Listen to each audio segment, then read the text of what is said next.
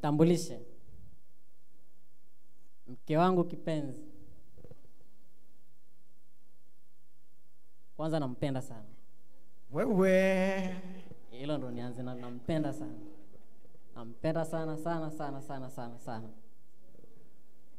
Msiri wangu kabisa. Nikisema hapana, yeye anasema ndio.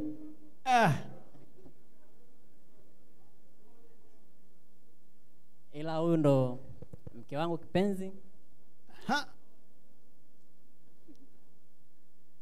Wow. Sina mengi sana ya kumsifia hapa, ila tu ajue nampenda sana kuliko kitu chochote. Wow. Wait, hey, yuko wapi? Hey, safi. Mwisho kabisa pia niwakaribishe na wageni wote walikwa. Nakaribisha sana.